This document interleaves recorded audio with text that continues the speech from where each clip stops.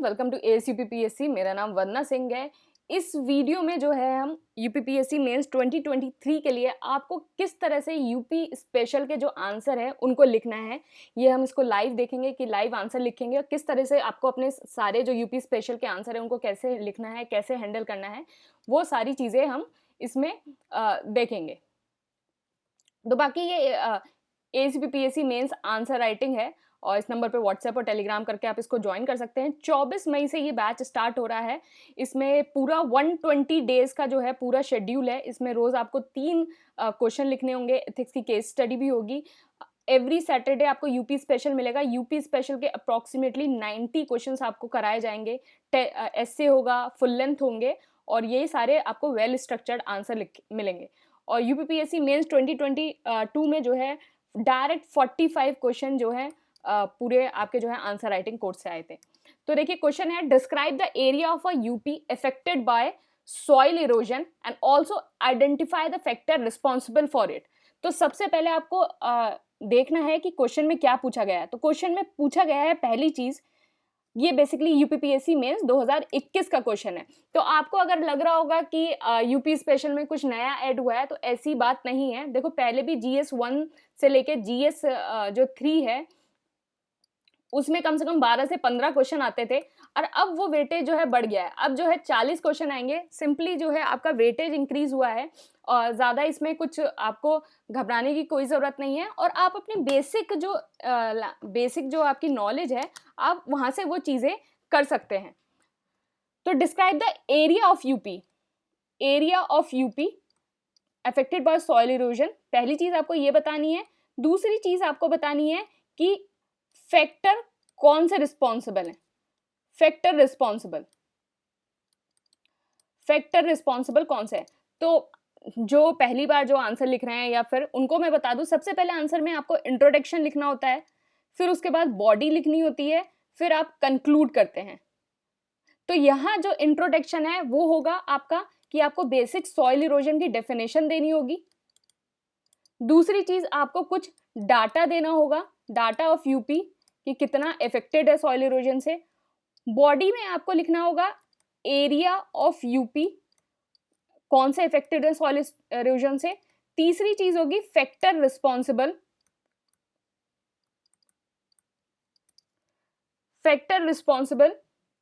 फिर उसके बाद जो आपका जो कंक्लूजन होगा, कंक्लूजन में जो आपको लिखना होगा कंक्लूजन में आप जो है वे फॉरवर्ड लिखेंगे और फिर उसके बाद इसको कंक्लूड कर देंगे। 2-3 लाइंस में इसको कंक्लूड कर देंगे। तो हम पूरा आंसर देखेंगे किस तरह से हमें आंसर को लिखना है।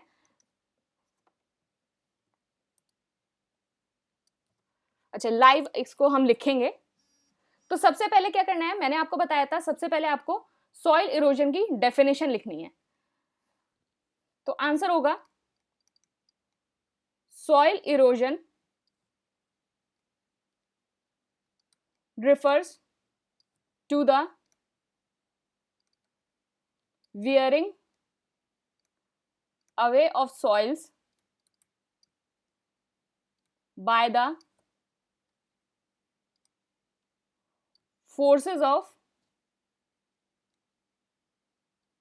water and wind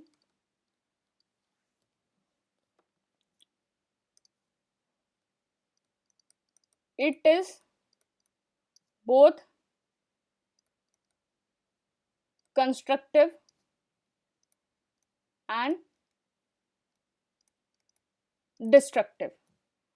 तो ये आपकी सॉइल इरोजन की जो है वो डेफिनेशन हो गई। अब क्या है, हमें कुछ डाटा लिखना है। तो डाटा क्या, अकॉर्डिंग टू मिनिस्ट्री ऑफ, देखो मैं इसमें कुछ शॉर्ट फॉर्म लिखूंगी, मतलब मैं यहाँ लिख रही हूँ लेकिन आपको पेपर में ऐसे नहीं लिख के आना है। जैसे मैंने एग्रीकल्चर आपको लिख दिया तो इस तरह से आपको नहीं लिख के आना है। तो according to the ministry of agriculture welfare, agriculture and farmers welfare, 13.07 million hectare देखो, कुछ डाटा आपको जो है टॉपिक के हिसाब से हर चीज़ का, कि कितना हमारा ज्योग्राफिकल एरिया है, कितना जो आपके सारे टॉपिक्स दे रखे हैं, कितना विंड इरोजन्स है, कितना सॉइल इरोजन्स है, तो ये सारी चीज़ों का जो डाटा है वो आपको पता होना चाहिए। तो ये जब अब हम टेस्ट सीरीज़ करेंगे, तो उसमें जितने सारे ये क्वेश्चंस आएँगे, तो हम उसमें डाटा जो है ऑलरेडी इनपुट करेंगे, तो आपको जो है सारी चीज़ों का पता रहेगा और आपके पास हर चीज़ जो है हैंडी रहेगी। Point 13, cultivatable area of UP affected by soil erosion, which is 54.2% of total geographical area,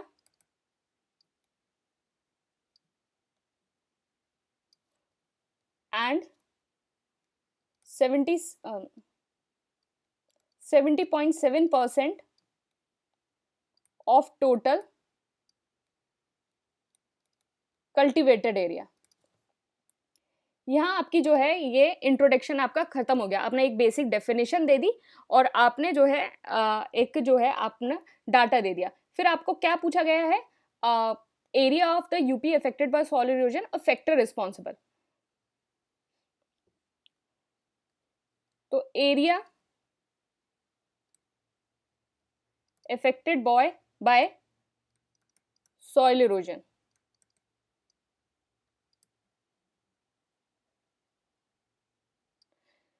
देखो, जो कुछ लोग बोलते हैं कि ब्लू पेन से लिखें, ब्लैक पेन से लिखें, तो एग्ज़ाम में जो है आपको बहुत कुछ लिखना होता है, जो आपकी स्पीड मेंटेन नहीं हो सकती। तो मैं सजेस्ट करूँगी तो आप एक पेन से ही लिखिए। अगर कहीं-कहीं आपको अंडरलाइन करनी है या बहुत ही ज़्यादा है, तो ब्लैक पेन से ऐसे अंडरलाइन कर ली। अदरवाइज़ जो है सिंगल एक पेन से लिखो। अभी जब आप आंसर राइटिंग करोगे और अपने आप को अपना टाइम स्लॉट दोगे कि आपको जैसे आपको 125 वर्ड का जो है 7 मिनट में लिखना है, 200 वर्ड का 11 मिनट में लिखना है, तो उस हिसाब से आप देखोगे तो आप रियलाइज़ करोगे कि मतलब दूसरा पेन उठाने का जो है मौका ही नहीं मिलता है। तो आप एक पेन से लिखो, एक पेन से ही लिखो और सुंदर-सुंदर लिखो, और जहाँ बॉक्स बनाने हैं, कुछ बनाने हैं, तो अंडरलाइन करनी है, उसको कर सकते हो। Soil area affected bye soil erosion. 2 agents of soil erosion active in UP.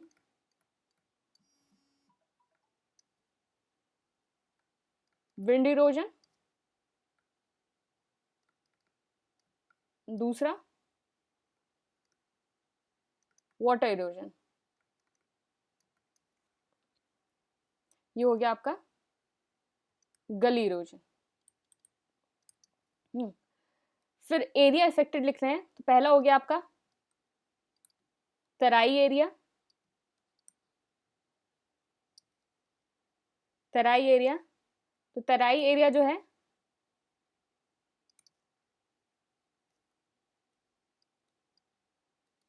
Terai area affected by water logging and flood, thereby causing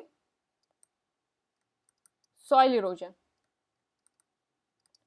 ये हो गया तराई एरिया। फिर है चंबल, कुआरी and Betwa reverse,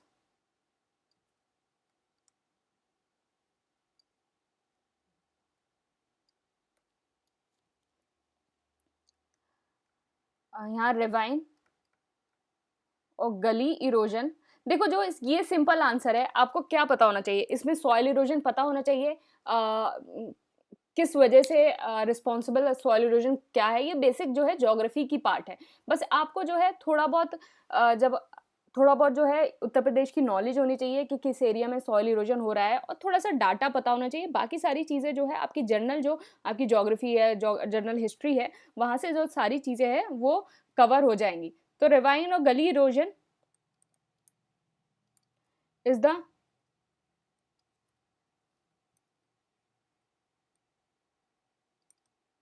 major problem here about 0.69 million hectare is affected by this। ये हो गया। अब तीसरा एरिया कौन सा है? आगरा मथुरा। तो Agra Mathura affected by wind erosion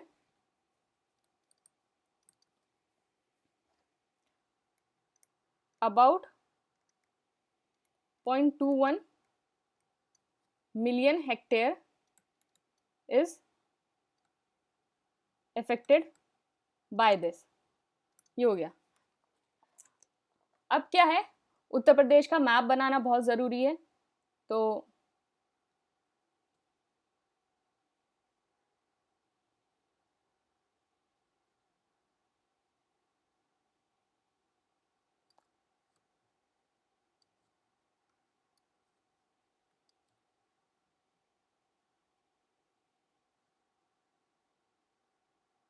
Uttar Pradesh का मैप आप जो है उसको बनाना सीख लीजिए, बहुत आसान है। जैसे मैं बना रही हूँ, आप उसको ही अगर फॉलो करोगे तो आराम से जो है बन जाएगा। ठीक है, बन गया, बन गया ना, मैप बन गया आराम से। तो इसमें क्या है, ये तराई वाला रीजन,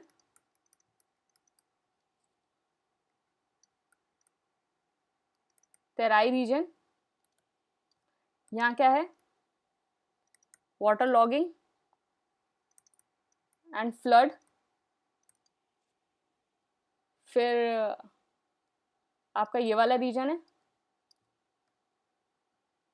आगरा एंड मथुरा, यहाँ क्या है, विंड इरोजन। और फिर आपका ये वाला एरिया,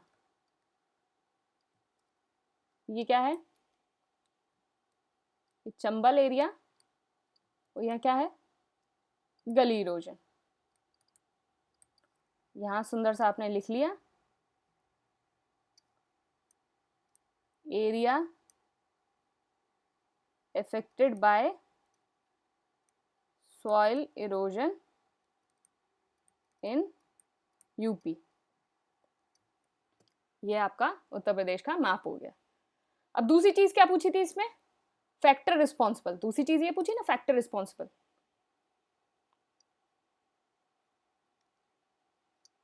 तो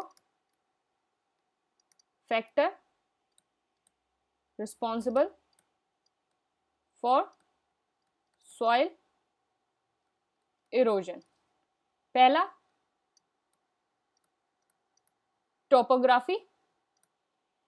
टोपोग्राफी क्या, कि आपका गली इरोजन होता है ड्यू टू, ये सब आपने ज्योग्राफी में पढ़ा, क्या कुछ ऐसा नया नहीं है यहाँ। Due to badland.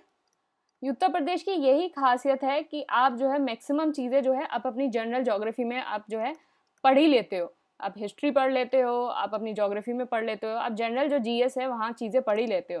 तो टोपोग्राफी। दूसरा क्या हो गया, चंबल एरिया में। फिर उसके बाद हो गया नेचर ऑफ सॉइल। ये सारे पॉइंट जो हैं वो नॉर्मल आपके ज्योग्राफी के पॉइंट्स है कि सॉइल इरोजन क्यों होती है। Impervious soil Erode. अब आपको पता है कि बेडलैंड टोपोग्राफी होगी, आपको पता है बेडलैंड टोपोग्राफी कहाँ है, चंबल एरिया में। इम्परवियस सॉइल, आपको पता है इम्परवियस सॉइल कहाँ है, आगरा एंड मथुरा रीजन में। तो ये बेसिक जो है जनरल आइडिया है, इसमें कोई ऐसा कि ये इतना सारा डाटा कहाँ से पता चलेगा और ये पता चलेगा, इसकी कोई इतना दिमाग लगाने की ज़रूरत नहीं है। बाकी over grazing,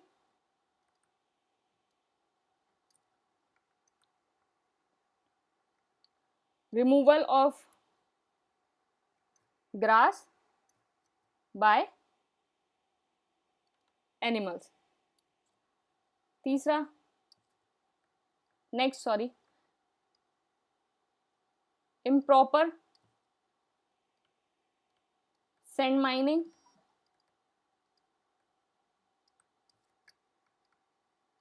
leads to faster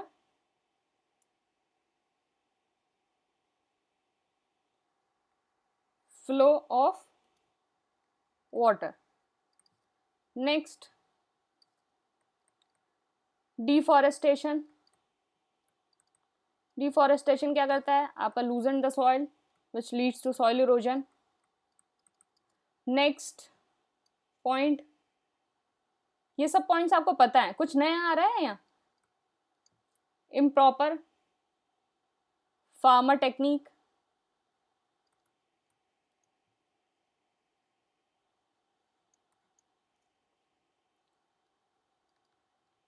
traditional ploughing technique,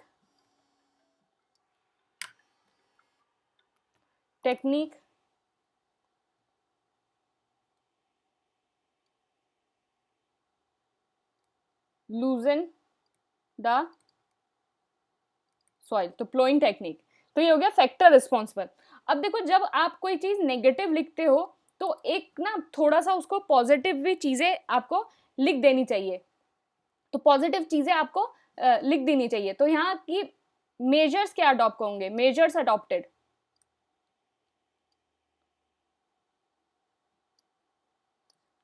to conserve.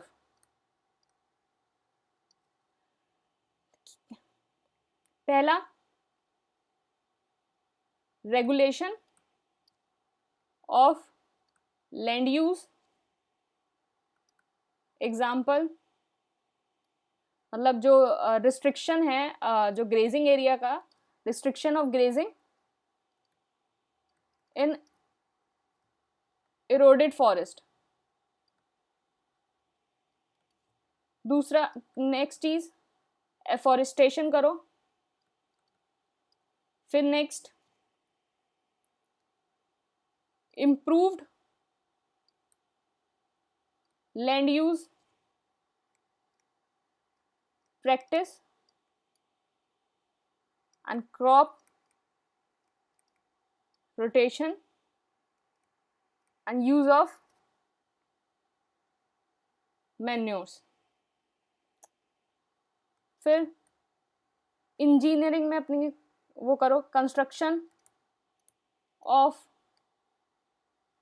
Check dams, proper drainage,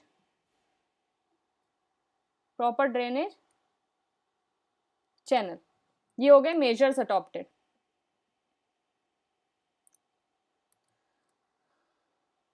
कुछ गवर्नमेंट इनिशिएटिव हैं, 2-3, तो वो दे सकते हो।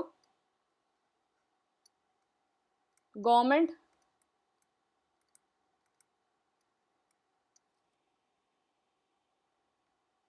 पंडित दीनदयाल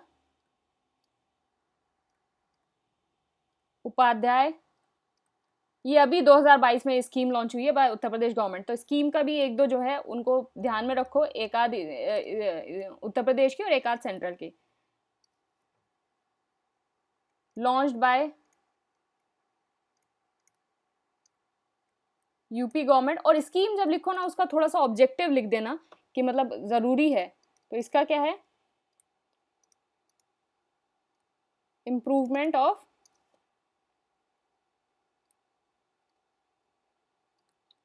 बैरन लैंड, ये पंडित दीनदयाल उपाध्याय समृद्धि स्कीम। फिर नेक्स्ट स्कीम हो गई आपकी राष्ट्रीय कृषि विज्ञान योजना।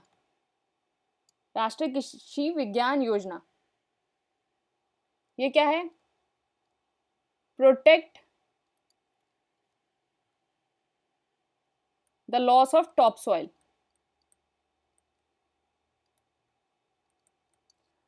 फिर नेक्स्ट स्कीम हो गई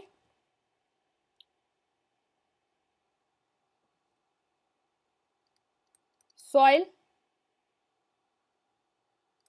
हेल्थ कार्ड स्कीम। ये किसके लिए है?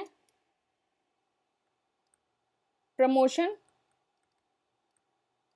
और soil test based and balanced use of fertilizer. Balanced use of fertilizer. I think I have to change the nib of my pen. बहुत गंदी राइटिंग आ रही है.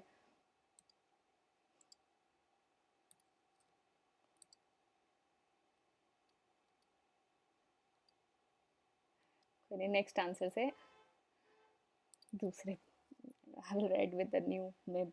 ओके तो यहाँ तक आपने सारा लिख दिया कि आपका आपने इंट्रो लिखा, आपने ये सारी चीज़ें लिखी, फैक्टर रिस्पॉन्सिबल लिखा, मेजर्स अडॉप्टेड, और आपने गवर्नमेंट स्कीम लिखी. तो देखिए जो आपका 200 नंबर का जो आंसर है वो आपका क्या होना चाहिए, आपका 2.25 या 2.5 पेज पे आपका जो है वो आंसर कंप्लीट हो जाना चाहिए. और आप जो है 200 आंसर वर्ड्स के आंसर को लिखने के लिए कम से कम 11 मिनट जो है आप उसको लेंगे.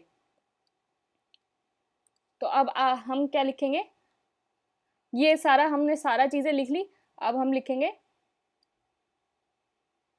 देखो ये सारी चीज़ें जो है आप क्या कर सकते हो कि आप जो है कंक्लूड भी, जैसे कि रिसेंटली जो Uttar Pradesh government launch the Deendayal Upadhyay Kisan Samriddhi scheme for the improvement of the barren land and to improve the मतलब the area affected by the soil erosion. तो इन सब के लिए आप इससे भी कंक्लूड कर सकते हैं, this is a very good step to address this serious threat, and we need to with this we need a well defined integrated land use policy. इस तरीके से आप इसको लिख सकते हो, मतलब वे फॉरवर्ड में आपने एक स्कीम से लेके आप उसको कंक्लूड कर दिए. अदरवाइज आप ऐसे गवर्नमेंट इनिशिएटिव दिखा सकते हो और उसके बाद ऐसे कंक्लूड कर सकते हो कि डिग्रेडेशन ऑफ सॉइल बिकेम, कभी भी जो अपना कंक्लूजन है वो नेगेटिव उस पर मत छोड़ना. आप सिविल सर्वेंट हो और आपके पास हमेशा एक जो है आपके पास हमेशा किसी चीज़ को, मतलब अगर आप कंस्ट्रक्टिव क्रिटिसिज्म करो तो आप उसका आप सॉल्यूशन भी देके जाओ. ये नहीं है कि मतलब कि किसी की बुराई करके चलेगा और कुछ किसी को कुछ चलेगा और फिर उसके बाद आप सिविल सर्वेंट हो, अगर आप क्रिटिसिज्म करोगे तो आपको उसका एक सॉल्यूशन भी देना होगा. तो आप कंस्ट्रक्टिव क्रिटिसिज्म कर सकते हो विद अ गुड सॉल्यूशन. तो degradation of land is become a element of environmental. अब एनवायरमेंटल ऐसे मत लिख के, है ना, environmental degradation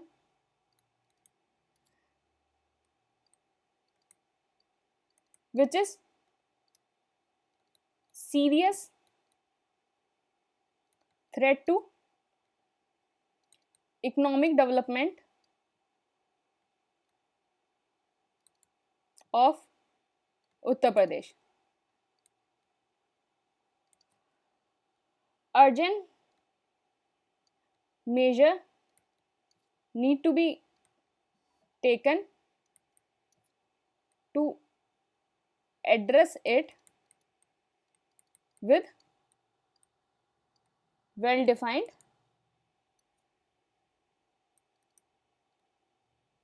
integrated land use policy. ये आपका आंसर हो गया. तो बस यही आपके पास बेसिक नॉलेज होनी चाहिए, थोड़ा सा उत्तर प्रदेश का टच होना चाहिए, और जिसको मैप बनाना नहीं आता मैप बनाना सीख लो. बहुत आसान मैप है, कुछ ज़्यादा ऐसे मैंने जैसे आपको बताया है आप उसी तरीके से जो है चीज़ों को मतलब इसी तरीके से आप मैप बनाना सीख लो. उत्तर प्रदेश के क्वेश्चन में ज्योग्राफी का और कुछ इस तरीके से क्वेश्चन आए तो मैप तो ज़रूरी बना देना. तो ये हमारा जो है आंसर पूरा फिनिश हो गया. तो बाकी आप जो है कोर्स आप ये ले सकते हैं इस नंबर पे व्हाट्सएप करके. 120 डेज़ है, मैंने 120 डेज़ का जो है शेड्यूल भी आपको वीडियो शेयर कर रखा है, और पूरी स्ट्रैटेजी आपको कौन कौन सी किताबें पढ़नी है वो भी शेयर कर रखा है. तो वो सारी चीज़ें आप देख सकते हैं इन सब से. तो thank you and all the best.